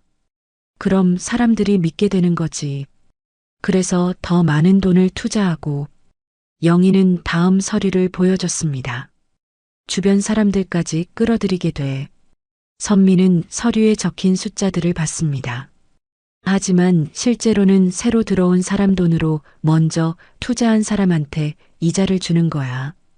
영희의 목소리가 낮아졌습니다. 이게 폰지 사기야. 선미는 손으로 입을 가렸습니다. 영희는 또 다른 서류를 꺼냈습니다. 여기 피해자 명단이야. A사 용지 여러 장이었습니다. 빼곡하게 이름과 피해, 금액이 적혀 있었습니다. 선미는 명단을 천천히 넘겨봤습니다. 이렇게나 많아요? 253명이야. 영희가 대답했습니다. 여기 봐. 영희는 한 사람을 가리켰습니다. 김순자 씨, 78살. 선미는 그 줄을 읽었습니다. 피해 금액 5천만 원. 영희의 목소리가 떨렸습니다. 평생 모은 전 재산이었대. 선미는 가슴이 철렁했습니다. 이분은 지금 노숙자 쉼터에 계셔. 영희는 눈을 감았습니다. 집도 잃고 자식들한테도 버림받았대. 선미는 눈물이 핑 돌았습니다. 영희는 다음 사람을 가리켰습니다. 박진수 씨, 45살. 피해 금액은요? 3천만 원. 애들 대학 등록금이었어. 선미는 고개를 저었습니다. 이제 애들이 학교를 못 다니게 됐대. 영희가 말했습니다. 아버지는 충격으로 병원에 입원했고, 세상에. 선미는 명단을 보며 한숨을 쉬었습니다. 각 줄마다 한 가족의 비극이 담겨 있었습니다. 어떤 이는 집을 담보로 대출까지 받아 투자했습니다. 총 피해 금액이 얼마예요? 선미가 물었습니다. 영희는 마지막 페이지를 펼쳤습니다. 420억 원. 선미는 숨이 막혔습니다. 420억이요? 응. 상상할 수 없는 금액이지. 영희는 서류를 덮었습니다. 그런데 더 충격적인 게 있어. 영희가 또 다른 봉투를 열었습니다. 하늘이 관련 자료야. 선미는 긴장했습니다. 영희는 은행 거래 내역을 보여줬습니다. 이게 하늘이 계좌야. 선미는 화면을 들여다봤습니다. 수많은 입금 내역이 보였습니다. 매달 입금이 있었어. 영희는 손가락으로 하나씩 짚었습니다. 100만 원, 200만 원, 300만 원. 선미는 숫자를 따라 읽었습니다. 이게 뭐예요? 투자자 소개 수수료야. 영희의 목소리가 차가워졌습니다. 하늘이가 친구들, 지인들한테 투자 권유하고 받은 돈이야. 선미는 믿을 수가 없었습니다. 하늘이가 직접? 응. 여기 통화 녹음 자료도 있어. 영희는 휴대폰을 꺼냈습니다. 녹음 파일을 재생했습니다. 하늘의 목소리가 들렸습니다. 언니, 이거 진짜 좋은 투자야. 나도 넣었는걸. 선미는 손을 떨었습니다. 수익률이 보장돼. 우리 남편 회사에서 하는 거라 확실해. 하늘의 목소리는 자신감에 차 있었습니다. 나만 믿고 투자해봐. 후회 안 할 거야. 녹음이 끝났습니다. 선미는 할 말을 잃었습니다. 하늘이 직접 사람들을 속였던 겁니다. 친구라는 이름으로, 지인이라는 신뢰로. 그렇게 사람들을 파멸로 이끌었던 것입니다. 하늘이가 소개한 투자자가 53명이야. 영희가 말했습니다. 그 중에는 하늘 고등학교 동창도 있고 동네 친구도 있어. 선미는 고개를 저었습니다. 모두 하늘이를 믿었던 사람들이야. 영희는 서류를 정리했습니다. 그런데 하늘이는 수수료만 챙기고 발뺌했어. 선미는 가슴이 답답했습니다. 어머님, 그럼 이 사람들은 어떻게 돼요? 선미가 물었습니다. 영희는 선미 손을 잡았습니다. 내가 도와줄 거야. 어머님이요? 응. 변호사 선임해서 집단 소송 준비 중이야. 영희는 미소를 지었습니다. 피해금 최대한 돌려받도록 도울 거야. 선미는 시어머니 손을 꼭 잡았습니다. 어머님, 피해자들이 너무 불쌍해. 영희의 눈에 눈물이 맺혔습니다. 바로 그때 영희 휴대폰이 울렸습니다. 변호사였습니다. 영희는 전화를 받았습니다. 네, 김 변호사님. 지금요? 정말요? 영희의 표정이 변했습니다. 알겠습니다. 고맙습니다. 전화를 끄는 영희가 선미를 봤습니다. 방금 압수수색 들어갔대. 영희가 말했습니다. 선미는 눈을 크게 떴습니다. 하늘 남편 회사에 수사관들이 들어갔어. 정말요? 응. 금융감독원이랑 검찰이 합동으로. 영희는 서류를 정리했습니다. 회사 서류, 컴퓨터, 계좌 거래 내역 전부 압수했대. 선미는 가슴이 두근거렸습니다. 그럼 하늘 남편은요? 지금 긴급 체포됐어. 영희가 대답했습니다. 어디서요? 공항이야. 출국하려다 제지당했어. 영희는 한숨을 쉬었습니다. 끝까지 도망치려 했던 거야. 선미는 믿을 수 없었습니다. 그토록 당당하던 하늘의 남편이 도망치려 했다니요. 하늘이는요? 선미가 물었습니다. 하늘이도 곧 소환될 거야. 영희가 말했습니다. 투자 권유 수수료 받은 혐의로 기소될 거야. 선미는 복잡한 심정이었습니다. 오후가 됐습니다. 영희는 또 다른 전화를 받았습니다. 이번에는 피해자 대표였습니다. 영희는 거실을 오가며 통화했습니다. 네, 걱정 마세요. 제가 최선을 다하겠습니다. 영희의 목소리는 따뜻했습니다. 변호사비는 제가 부담할게요. 신경 쓰지 마세요. 선미는 시어머니를 바라봤습니다. 전화를 끄는 영희가 한숨을 쉬었습니다. 피해자들이 너무 힘들어해. 많이 힘드시겠어요. 선미가 말했습니다. 어떤 분은 자살까지 생각했대. 영희는 눈을 감았습니다. 평생 모은 돈을 잃었으니 당연하지. 선미는 가슴이 아팠습니다. 저녁 무렵이었습니다. 영희는 선미를 다시 불렀습니다. 선미야, 중요한 얘기가 있어. 선미는 시어머니 옆에 앉았습니다. 다음 주 토요일에 동창 모임 있지? 영희가 물었습니다. 선미는 고개를 끄덕였습니다. 네, 부산 해운대에서 모인다고 들었어요. 우리도 가는 거야. 영희가 말했습니다. 선미는 깜짝 놀랐습니다. 어머님도요? 당연하지. 내가 직접 가야지. 영희의 눈빛이 단단했습니다. 그날 모든 걸 끝낼 거야. 선미는 가슴이 두근거렸습니다. 해운대 고급 레스토랑 예약했어. 영희가 설명했습니다. 23층 최고급 룸이야. 선미는 시어머니를 쳐다봤습니다. 그날 동창들 앞에서 모든 진실을 밝힐 거야. 영희의 목소리는 확신에 차 있었습니다.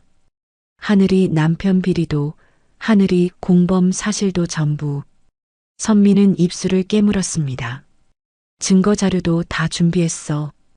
영희는 서류 뭉치를 가리켰습니다. 피해자 명단, 거래 내역, 녹음 파일 전부. 선미는 숨을 죽였습니다.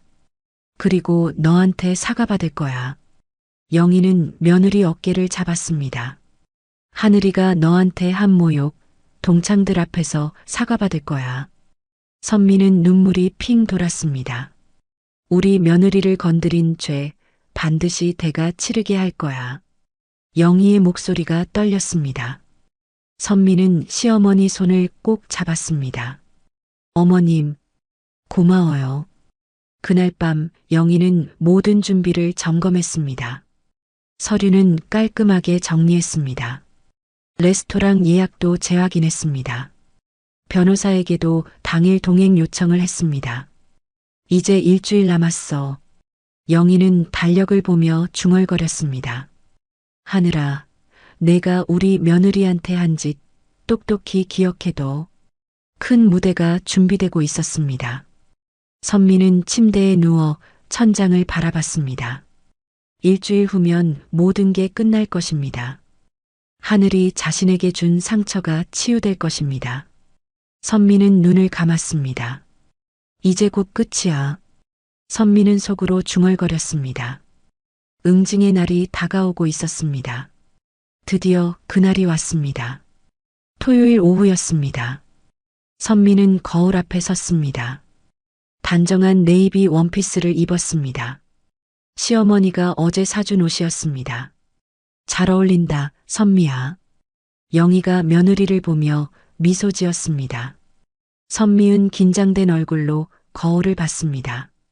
어머님 떨려요. 괜찮아. 내가 있잖아. 영희는 며느리 어깨를 토닥였습니다. 오늘은 내가 당당하게 있으면 돼. 선미는 깊은 숨을 들이쉬었습니다. 영희도 준비를 마쳤습니다. 고급스러운 회색 정장을 입었습니다. 머리는 단정하게 올렸고 진주 목걸이를 했습니다. 평소와는 완전히 다른 모습이었습니다. 어머님 정말 달라 보이세요. 선미가 말했습니다. 영희는 작게 웃었습니다. 오늘은 명예회장 박영희로 가는 거니까. 두 사람은 부산행 KTX를 탔습니다. 2시간 반 정도 걸렸습니다. 선미는 창밖을 보며 긴장을 가라앉히려 했습니다. 영희는 서류 가방을 무릎에 올려놓고 있었습니다. 어머님, 정말 괜찮을까요? 선미가 불안한 목소리로 물었습니다. 영희는 며느리 손을 잡았습니다. 걱정 마. 다 계획대로 될 거야. 부산역에 도착했습니다. 택시를 타고 해운대로 향했습니다. 바다가 보이는 고층 빌딩이 나타났습니다. 23층 스카이 레스토랑이었습니다. 엘리베이터를 타고 올라갔습니다. 선미의 심장이 빠르게 뛰었습니다. 손에 땀이 났습니다. 영희는 침착한 표정으로 층수를 확인했습니다. 23층에 도착했습니다. 문이 열리자 화려한 레스토랑이 나타났습니다. 천장부터 바닥까지 통유리였습니다. 해운대 바다가 한눈에 보였습니다. 직원이 다가왔습니다. 예약하신 분이십니까? 네, 박영희입니다. 영희가 대답했습니다. 이쪽으로 안내해 드리겠습니다. 직원은 두 사람을 VIP룸으로 안내했습니다. 룸 안은 더 넓고 화려했습니다. 긴 테이블이 놓여 있었고 의자가 20개쯤 됐습니다. 동창들은 언제 오나요? 선미가 물었습니다. 6시라고 들었어. 영희가 시계를 확인했습니다. 1시간 정도 지났습니다. 6시가 됐습니다. 동창들이 하나둘 도착하기 시작했습니다. 모두 화려하게 차려입고 왔습니다. 선미를 본 동창들이 반갑게 인사했습니다. 선미 왔네. 오랜만이야. 선미는 작게 웃으며 인사했습니다. 하늘이 마지막으로 도착했습니다. 명품 드레스에 명품 가방을 들고 있었습니다. 하지만 얼굴은 피곤해 보였습니다. 눈 밑에는 다크서클이 있었습니다. 어머, 다들 왔네.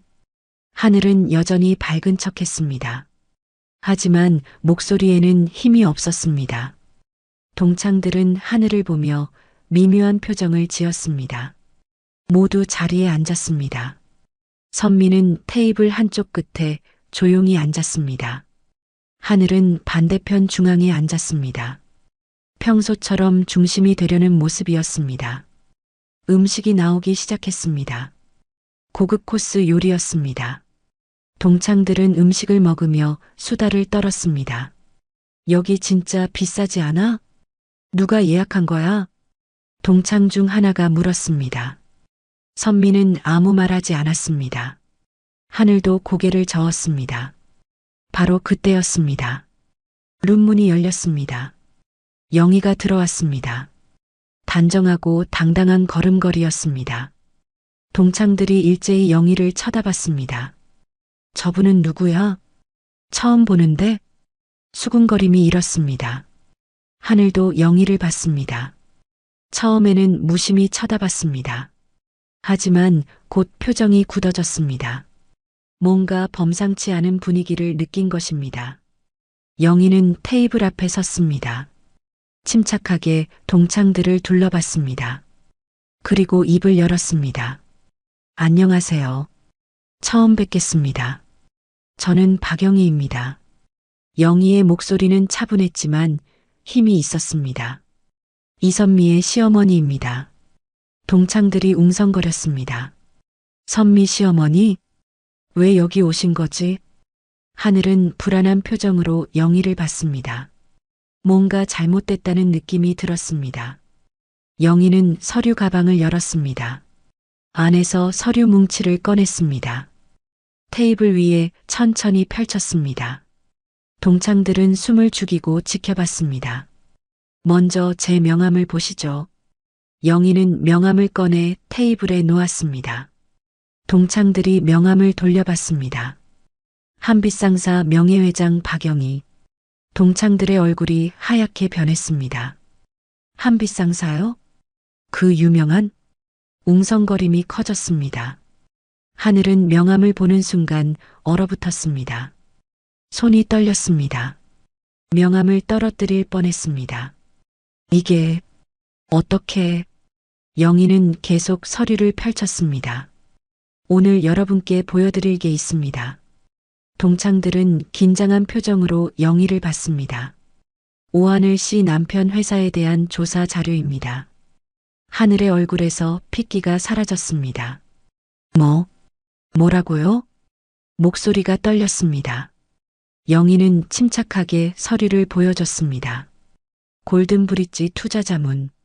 영희가 회사명을 읽었습니다. 불법 투자 유도 업체로 밝혀졌습니다. 동창들이 숨을 삼켰습니다. 폰지 사기로 253명의 피해자를 냈습니다. 영희는 피해자 명단을 보여줬습니다. 총 피해액은 420억 원입니다. 동창들은 입을 다물지 못했습니다. 그리고 여기 영희는 다른 서류를 꺼냈습니다. 오하늘 씨의 계좌 거래 내역입니다. 하늘은 의자에서 일어나려 했습니다. 앉으세요. 영희의 목소리가 차갑게 변했습니다. 하늘은 다리에 힘이 풀려 다시 주저앉았습니다. 동창들은 모두 하늘을 쳐다봤습니다. 오하늘 씨는 투자자를 소개하고 수수료를 받았습니다. 영희는 계좌 내역을 테이블에 던졌습니다. 53명의 투자자를 소개했고요. 하늘은 고개를 떨궜습니다. 그 중에는 여러분도 포함돼 있을 겁니다. 영희가 동창들을 봤습니다. 동창들은 서로를 쳐다봤습니다. 나도 하늘이한테 투자 권유받았어. 나도. 다행히 안 했지만. 동창들 사이에서 수군거림이 일었습니다. 하늘은 얼굴을 들 수 없었습니다. 손으로 얼굴을 가렸습니다. 영희는 녹음 파일을 재생했습니다. 하늘의 목소리가 들렸습니다. 언니, 이거 진짜 좋은 투자야. 나도 넣었는걸. 동창들은 충격에 빠졌습니다. 수익률이 보장돼. 우리 남편 회사니까 확실해. 녹음이 계속됐습니다. 나만 믿고 투자해봐. 후회 안 할 거야. 녹음이 끝났습니다. 침묵이 흘렀습니다. 하늘은 울먹이기 시작했습니다. 하지만 아무도 동정하지 않았습니다. 동창들은 모두 배신감에 분노했습니다. 하늘아, 너 어떻게 이럴 수가 있어? 한 동창이 소리쳤습니다. 우리를 이렇게 속였어? 하늘은 대답하지 못했습니다. 영희는 마지막 서류를 꺼냈습니다. 그리고 이건 피해자들의 증언입니다. 영희는 서류를 읽기 시작했습니다. 김순자 씨, 78살. 전 재산 5천만 원 피해. 현재 노숙자 쉼터에 계십니다. 영희의 목소리가 떨렸습니다. 동창들은 숨을 죽였습니다. 하늘은 고개를 더 숙였습니다. 박진수 씨, 45살. 자녀 학자금 3천만 원 피해. 영희는 계속 읽었습니다. 충격으로 병원에 입원 중입니다. 동창들의 표정이 굳어졌습니다. 영희는 서류를 덮었습니다. 이것이 오하늘 씨가 저질러 놓은 일입니다. 하늘은 울음을 터뜨렸습니다. 하지만 아무도 위로하지 않았습니다. 영희는 하늘을 똑바로 쳐다봤습니다.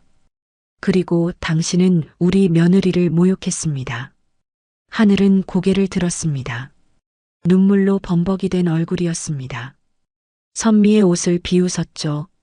영희의 목소리는 단호했습니다. 가방을 무시했고 사진에서 구석으로 밀어냈습니다. 동창들은 선미를 봤습니다. 계산할 때 부담될 거라며 모욕했죠. 영희는 계속 말했습니다. 우리 며느리가 얼마나 상처받았는지 아십니까? 하늘은 울면서 고개를 저었습니다. 영희는 하늘 앞으로 걸어갔습니다. 지금 당장 우리 며느리한테 사과하세요.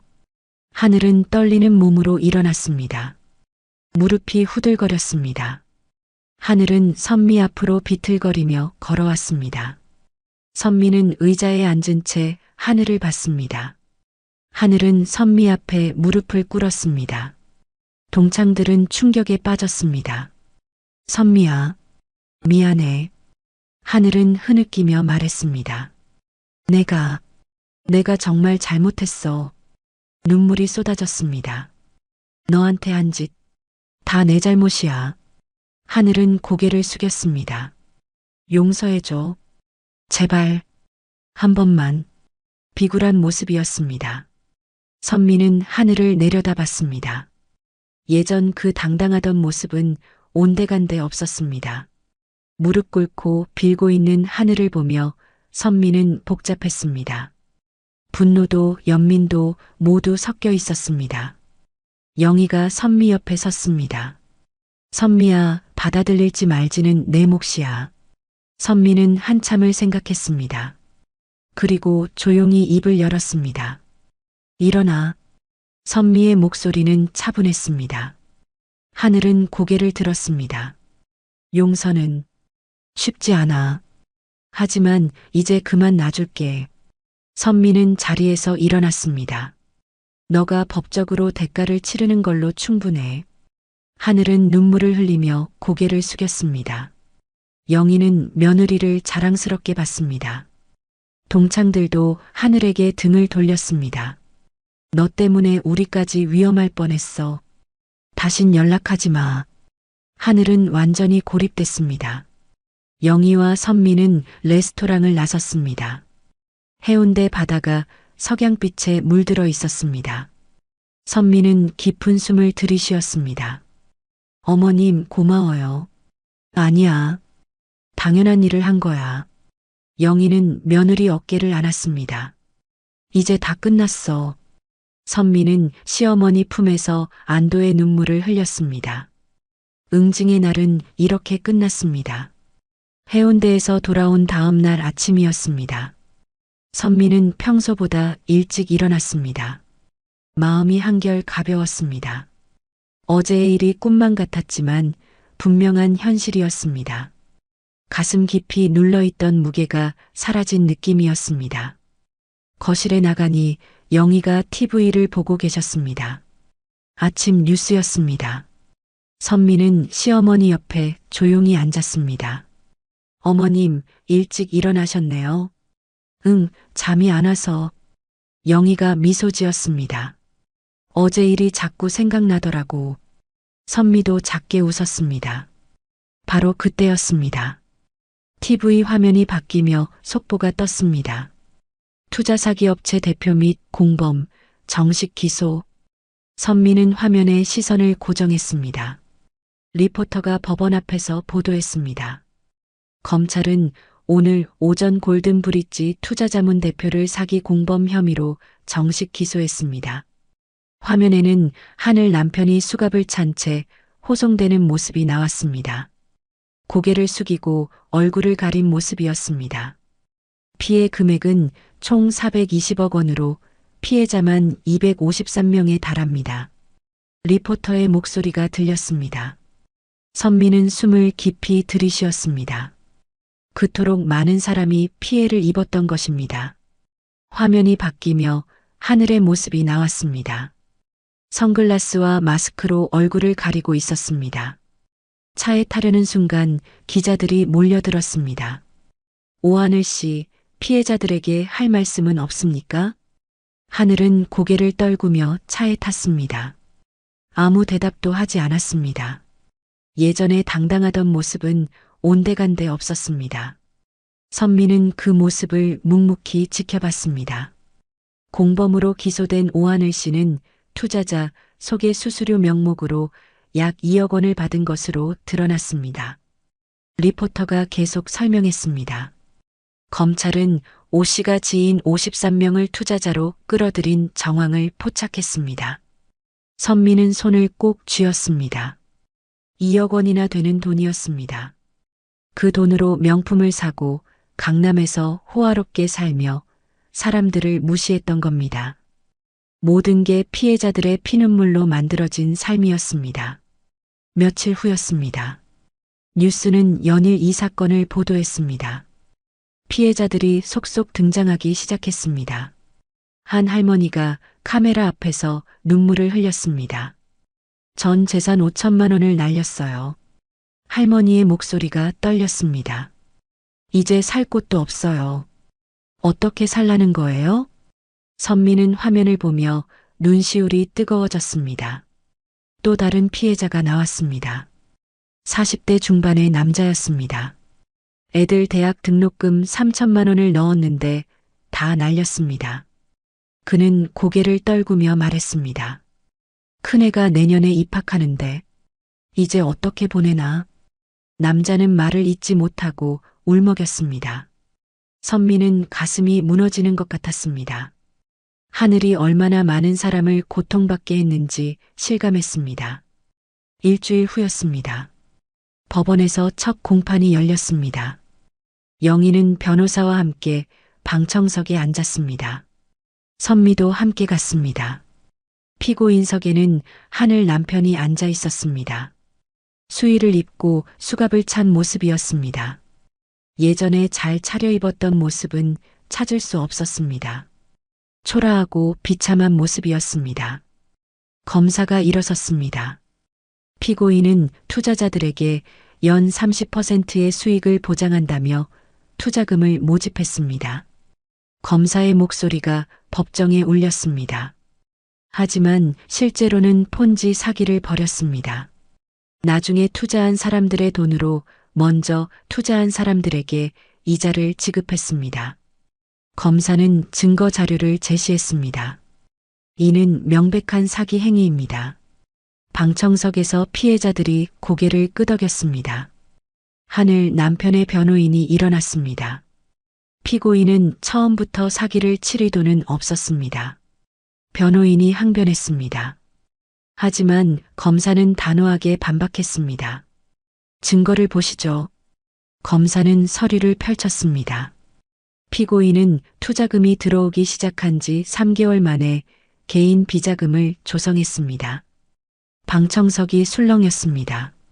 강남 아파트, 고급 외제차, 해외 명품 구입. 검사는 하나하나 읽어내려갔습니다. 모두 투자자들의 돈으로 구입한 것입니다. 하늘 남편은 고개를 숙였습니다. 재판부는 엄숙한 표정이었습니다. 판사가 하늘 남편에게 물었습니다. 피고인, 할 말이 있습니까? 하늘 남편은 일어섰습니다. 죄송합니다. 그의 목소리가 떨렸습니다. 피해자분들께 정말 죄송합니다. 하지만 방청석에서는 냉담한 반응만 돌아왔습니다. 이제 와서 사과해봤자 무슨 소용이에요? 한 피해자가 소리쳤습니다. 제 돈 돌려주세요. 판사가 정숙을 요구했습니다. 한 달 후 선고 공판이 열렸습니다. 법정은 피해자들과 기자들로 가득 찼습니다. 영희와 선미도 방청석에 앉았습니다. 긴장된 공기가 법정을 가득 메웠습니다. 판사가 판결문을 읽기 시작했습니다. 피고인은 다수의 투자자들을 기망하여 막대한 재산상 이득을 취했습니다. 법정이 조용해졌습니다. 이는 계획적이고 조직적인 범행으로 죄질이 매우 불량합니다. 피해자가 253명에 달하고 피해 금액도 420억 원에 이릅니다. 판사의 목소리가 울렸습니다. 많은 피해자들이 노후 자금과 생활비를 잃고 극심한 고통을 받고 있습니다. 방청석에서 흐느끼는 소리가 들렸습니다. 이에 피고인을 징역 12년에 처합니다. 판사가 선고했습니다. 방청석에서 탄식과 안도의 한숨이 동시에 나왔습니다. 선미는 긴장이 풀리며 깊은 숨을 내쉬었습니다. 이어서 하늘에 대한 선고도 있었습니다. 하늘은 떨리는 몸으로 피고인석에 섰습니다. 눈은 퉁퉁 부어 있었고 얼굴은 창백했습니다. 예전에 화려했던 모습은 어디에도 없었습니다. 피고인은 지인들을 투자자로 소개하고 수수료를 받았습니다. 판사가 말했습니다. 비록 직접 사기를 친 것은 아니나 범행을 방조하고 이득을 취한 점은 명백합니다.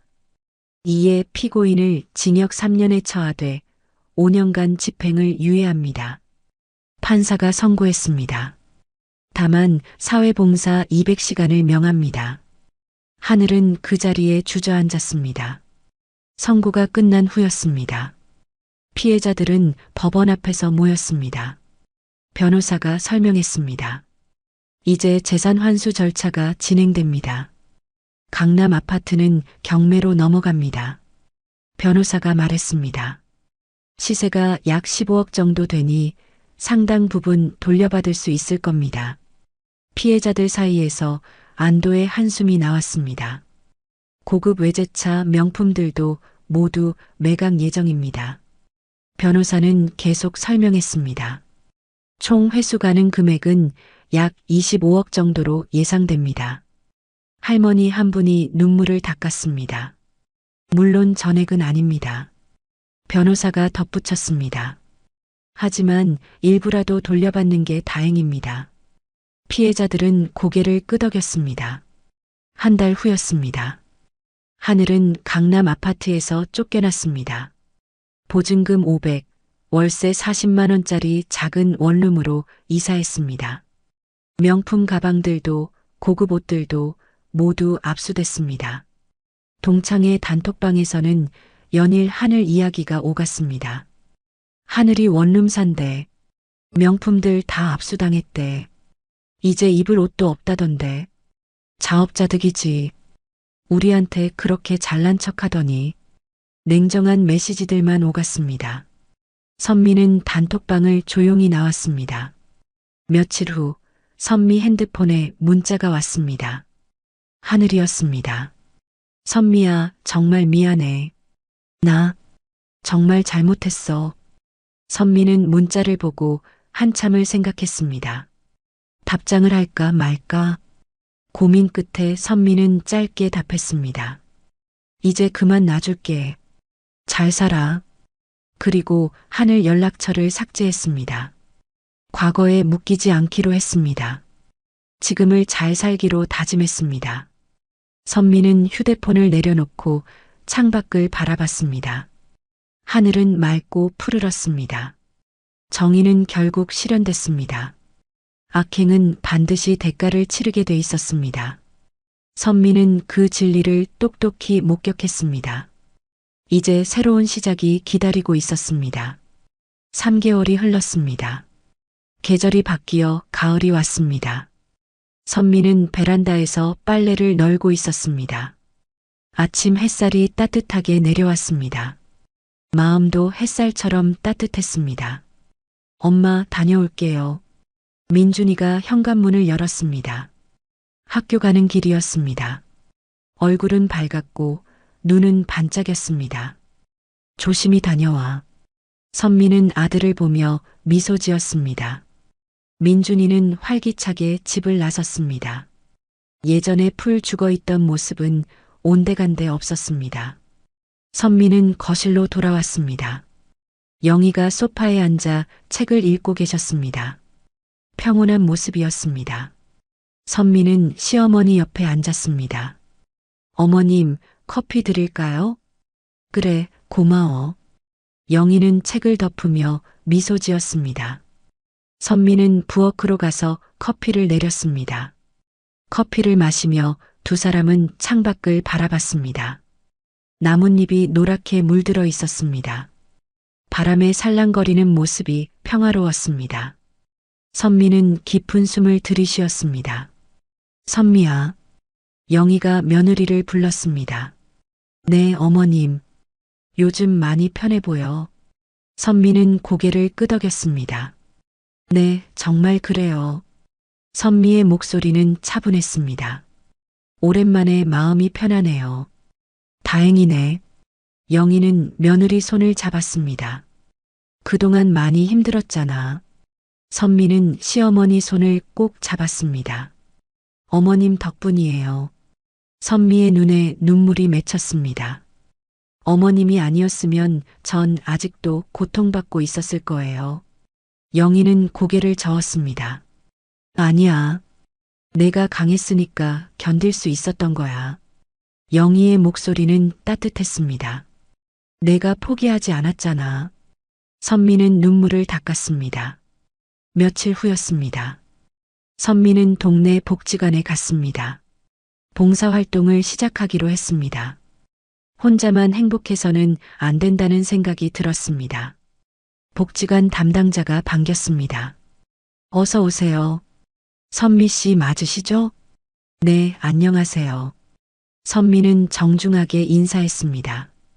어르신들 식사 보조를 도와주시면 됩니다. 담당자가 설명했습니다. 선미는 고개를 끄덕이며 들었습니다. 네, 잘 알겠습니다. 점심시간이 됐습니다. 어르신들이 식당으로 오셨습니다. 선미는 밥을 담아드렸습니다. 맛있게 드세요. 한 할머니가 선미를 보며 웃었습니다. 고맙네, 젊은이. 천만에요. 편히 드세요. 선미는 할머니께 반찬을 더 드렸습니다. 봉사를 마치고 집에 돌아오는 길이었습니다. 선미는 가슴이 뿌듯했습니다. 누군가를 도울 수 있다는 게 행복했습니다. 작은 기쁨이었지만 큰 의미가 있었습니다. 여보, 다녀왔어요. 선미가 현관문을 열었습니다. 남편이 거실에 있었습니다. 일찍 퇴근한 모양이었습니다. 어서 와요. 힘들었어?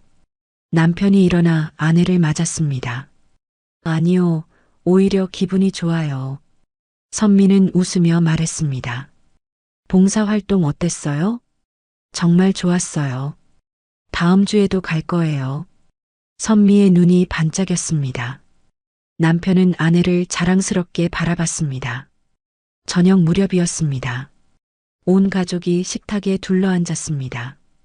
영희가 준비한 저녁이었습니다.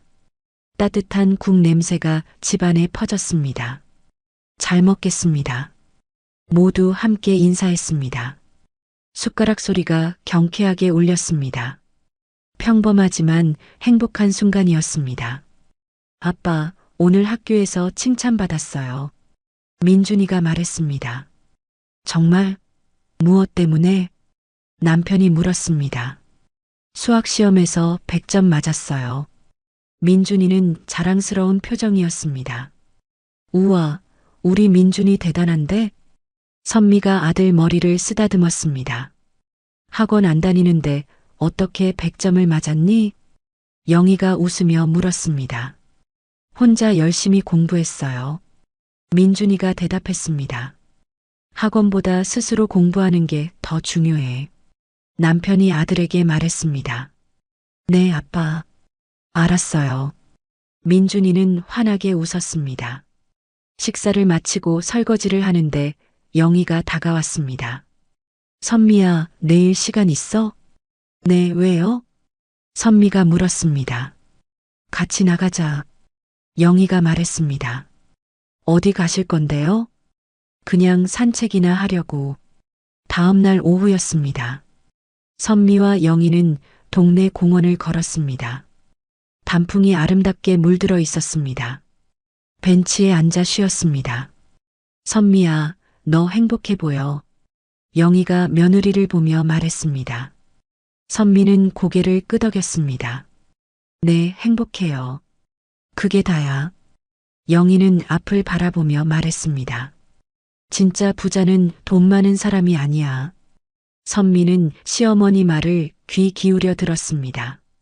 진짜 부자는 지켜줄 사람이 있는 사람이야. 영희의 목소리는 잔잔했습니다. 사랑하는 가족이 있고 평범한 일상이 있고 그게 진짜 부자야. 선미는 눈물이 핑 돌았습니다. 하늘이는 돈은 많았지만 행복하지 않았어. 영희가 계속 말했습니다. 불법으로 번 돈으로 명품 사고 사람들 무시하고 그게 무슨 의미가 있겠어. 선미는 고개를 끄덕였습니다. 너는 달라. 영희는 며느리를 똑바로 쳐다봤습니다. 너는 진짜 부자가 될 거야. 선미는 시어머니 손을 잡았습니다. 어머님, 전 이미 부자예요. 선미가 말했습니다. 가족이 있고 건강하고 평온한 일상이 있잖아요.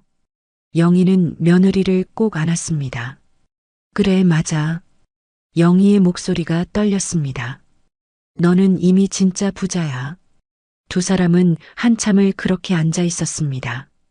한 달쯤 후였습니다. 남편이 또 좋은 소식을 가지고 왔습니다. 회사에서 차장으로 승진했습니다. 15년 만에 이룬 쾌거였습니다. 정말 축하해요. 선미는 남편을 안으며 울었습니다. 기쁨의 눈물이었습니다. 당신 정말 대단해요. 다 우리 가족 덕분이에요. 남편도 눈시울이 붉어졌습니다. 여보가 힘들 때 옆에 있어줘서 버틸 수 있었어요. 두 사람은 꼭 껴안았습니다. 그날 저녁 가족 모임을 열었습니다. 작은 식당을 빌려 외식했습니다. 분위기는 화기애애했습니다. 웃음소리가 끊이지 않았습니다. 건배. 모두 잔을 들었습니다. 우리 가족 건강하고 행복하게 살자. 영희가 말했습니다. 건배. 모두 함께 외쳤습니다. 잔이 부딪히는 소리가 경쾌했습니다. 행복한 순간이었습니다. 며칠 후였습니다. 선미 휴대폰에 모르는 번호로 문자가 왔습니다. 내용을 보니 하늘이었습니다. 선미야, 잘 지내니? 나는 요즘 힘들어. 선미는 문자를 보고 잠시 생각했습니다. 답장을 해야 할까 말아야 할까? 하지만 이내 마음을 정했습니다. 답장하지 않기로 했습니다. 과거에 묶이지 않기로 했으니까요. 지금을 잘 살기로 다짐했으니까요. 선미는 문자를 삭제했습니다. 그리고 휴대폰을 내려놓았습니다. 창밖을 바라봤습니다. 하늘은 맑고 푸르렀습니다. 구름 한 점 없이 깨끗했습니다. 선미는 깊은 숨을 들이쉬었습니다. 과거는 과거로 남겨두자. 선미는 속으로 중얼거렸습니다. 이제 앞만 보고 살자. 마음이 가벼워졌습니다. 저녁 무렵이었습니다. 선미는 가족들과 함께 거실에 앉아 있었습니다. TV를 보며 웃고 떠들었습니다. 평범한 일상이었지만 너무나 소중했습니다. 엄마, 나 배고파요. 민준이가 말했습니다. 간식 먹을래? 네. 선미는 부엌으로 가서 과일을 깎았습니다. 사과를 정성스럽게 깎았습니다. 접시에 담아 거실로 가져갔습니다. 자, 먹어. 고마워요, 엄마. 민준이는 사과를 받아 먹었습니다. 선미는 아들을 보며 웃었습니다. 이런 소소한 순간이 행복이었습니다. 그날 밤이었습니다. 선미는 침대에 누워 천장을 바라봤습니다. 지난 몇 달간의 일들이 주마등처럼 스쳐 지나갔습니다. 동창회에서 당한 모욕, 아이가 학교에서 받은 상처, 그 모든 아픔. 하지만 이제는 다 지나갔습니다. 정의는 실현됐고 악은 대가를 치렀습니다. 그리고 선미는 깨달았습니다. 진정한 행복이 무엇인지를요. 진짜 부자는 선미는 속으로 중얼거렸습니다.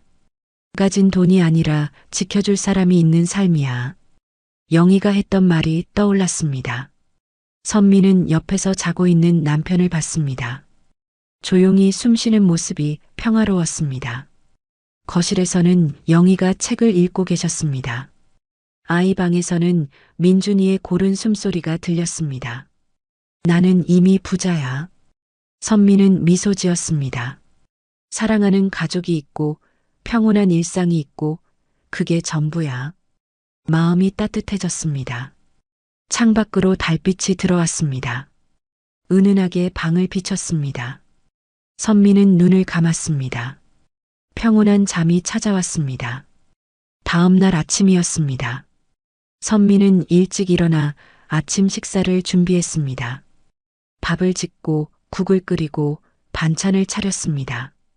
평범한 일상이었지만 행복했습니다. 일어나세요. 아침 됐어요. 선미는 가족들을 깨웠습니다. 하나둘 일어나 식탁에 모였습니다. 따뜻한 밥 냄새가 집안에 퍼졌습니다. 잘 먹겠습니다. 모두 함께 인사했습니다. 숟가락 소리가 울렸습니다. 평범하지만 소중한 아침이었습니다. 선미는 가족들을 바라봤습니다. 밥을 먹는 모습이 사랑스러웠습니다. 이 순간이 영원했으면 좋겠다고 생각했습니다. 평범한 행복이 가장 큰 행복임을 깨달았습니다. 식사를 마치고 남편과 민준이는 집을 나섰습니다. 다녀오겠습니다. 조심히 다녀와요. 선미는 웃으며 배웅했습니다. 문이 닫히고 집은 조용해졌습니다. 선미는 설거지를 시작했습니다. 그릇을 닦으며 생각했습니다. 이게 진짜 부자의 삶이구나. 영희가 부엌으로 왔습니다. 선미야. 네, 어머님. 행복해 보여. 선미는 고개를 돌려 시어머니를 봤습니다. 네, 정말 행복해요. 선미의 얼굴에는 환한 미소가 번졌습니다. 어머님 덕분이에요. 아니야. 영희는 며느리를 안았습니다. 내가 스스로 찾은 거야. 두 사람은 따뜻하게 껴안았습니다. 그렇게 선미의 이야기는 끝이 났습니다. 더 이상 남의 시선에 흔들리지 않습니다. 더 이상 거칠애에 속지 않습니다. 진정한 행복이 무엇인지 깨달았으니까요. 진짜 부자는 가진 돈이 아니라 지켜줄 사람이 있는 삶입니다. 사랑하는 가족과 함께하는 평범한 일상입니다. 그것이 바로 선미가 찾은 진정한 행복이었습니다. 진짜 부자는 통장 잔고가 아니라 함께할 사람이 있는 삶입니다. 선미는 고통 속에서도 품위를 잃지 않았고 결국 진정한 행복을 찾았습니다. 때로는 세상이 불공평하게 느껴져도 정의는 반드시 실현되고 선한 사람에게는 따뜻한 빛이 찾아옵니다. 오늘 하루도 당신 곁에 소중한 사람들과 평범한 행복을 나누시길 바랍니다. 오늘의 이야기가 당신의 마음에 작은 행복을 드렸다면 앞으로도 당신의 인생에 잔잔한 위로가 될 이야기들로 찾아뵐 수 있도록 구독과 좋아요를 눌러주세요. 그리고 사연의 주인공을 위한 따뜻한 응원의 말씀도 댓글로 남겨주시면 큰 힘이 됩니다.